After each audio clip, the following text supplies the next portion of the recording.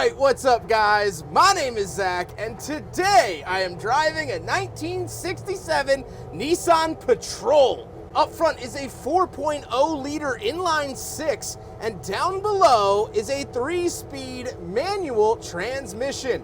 Now I am super excited to be driving this Nissan Patrol because this vehicle is actually a part of Nissan's Heritage program here in Tennessee. And so today we're going to be taking a look at the original Nissan Patrol in all of its glory. But if you'd like to submit your own vehicle and have it reviewed here on the channel, you can head on over to my website, zackpradel.com/submit. It's a quick and easy submission form. It takes under a minute to fill out, and I come out to you.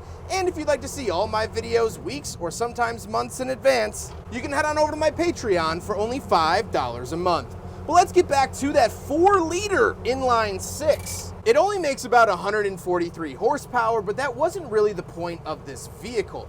This was designed and built to work on farms in rural Japan back in the 1960s. And actually, this came out in 1962. It's also the first vehicle to ever climb Mount Fuji, which I think is an awesome piece of history. But that 4-liter was the one calling the shots and running the show. Now, like I said, paired to it is a 3-speed manual. It is a dogleg, so first gear is left and back, second gear is right and forward, third gear is right and back. It is such a tractor with a roof. It is insane. Everything is so brutal into gear. There's no synchros, there's no fluffing about. It is very, very utilitarian. Last but not least, of course, this does have selectable 4-wheel drive. How does it feel to drive the Nissan Patrol? Well, as you would assume, it's pretty rugged, pretty rough and tumble. Nothing about this car is comforting. Nothing about this is refined. It is pure tractor on the road. And that's what I like. You know, I like these rough and tumble vehicles. And that's exactly what this was designed to do. With that stuff out of the way, let's talk about the interior. Well, in front of me, I have a couple of gauges. Off to the left is the speedometer, which goes up to 80 miles an hour, which I think is incredibly optimistic. Off to the right, we do have amperage, water temperature, fuel, and oil.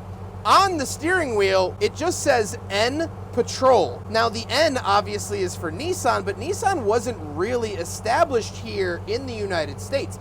Nissan was going by the name of Datsun in this era. However, for the Patrol, they actually stuck with the foreign Japanese Nissan name. It wouldn't be until the early 1980s that they actually switched from Datsun to Nissan officially, but this was a Nissan in the States before Datsun. Kinda crazy. On the door, we have the lever to get in and out and crank for the window. That's it. And moving into the center, we get a light bulb and some switches for choke, an ashtray, and things like that. Down below, we do have our 4-wheel drive settings for the high, low, as well as front drive and 4-wheel drive. Very, very interesting. And we see we get a little plaque telling us how to operate it down below. We also do have the parking brake. Feels almost identical to my 1931 Ford Model A parking brake. And then we have the shifter. As I mentioned, it is a dogleg and unforgiving. Now, of course, the Nissan Patrol does not have any cup holders, so it fails the big friggin' bottle test.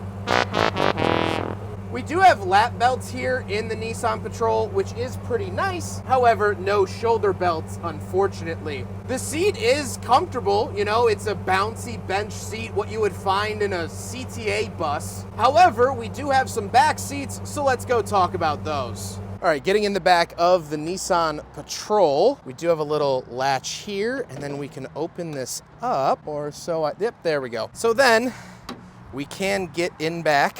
All right.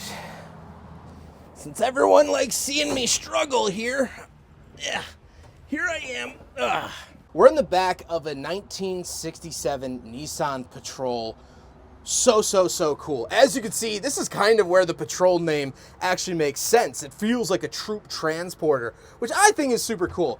The seats themselves aren't bad. They are that sort of like 1940s, 50s, like military style, like what you would see in a military museum, quite frankly. They're not super cushy, but look at them. I mean, this is so cool. Going out on the farm, again, this was the first vehicle to climb Mount Fuji.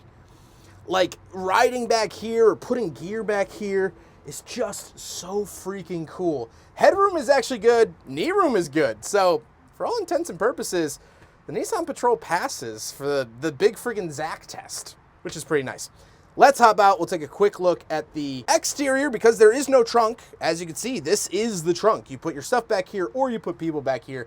There's no cargo space to really speak of. So let's talk about that exterior. Now we got to talk about the looks. Obviously, this is finished in a very bright blue. It looks absolutely awesome in that very 1960s chic sort of style. It is kind of Jeep looking. You know, this vehicle took a lot of inspiration from the original Willys Jeep, but it does have that Japanese look. And of course, Land Cruisers were coming around in this era as well. So it was meant and designed to combat that. With all of that being said, let's get on to my final thoughts. What do I think driving this Nissan Patrol from 1967? Well, I wanted to drive this because I think that this is a very important vehicle, not only for Nissan, but just for Japanese vehicles. Because Japan didn't really have an auto industry until post-World War II. They had created a couple cars, but that was really it. So during the 1950s and 60s, Japan was kind of playing a little bit of catch up, and you can see they're starting to get it here. This is a pretty complete car. This is on par with the Jeeps and other off-road vehicles that were being offered in the time.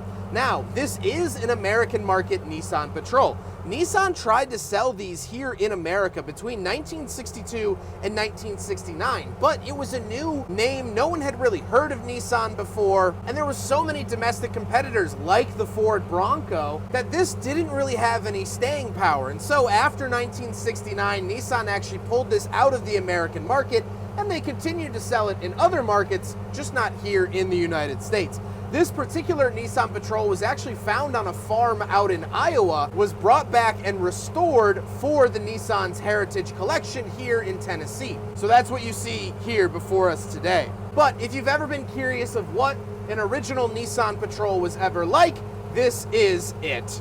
I hope you guys enjoyed the video. Huge thank you to Nissan for opening their Heritage Collection for me to film some of their vehicles. What an absolute honor. They are so awesome to work with, and I am just so appreciative of Nissan for letting me do this. But I hope you guys enjoyed the video. Don't forget to rate the video, comment on the video, and subscribe if you really liked it. Take care, guys.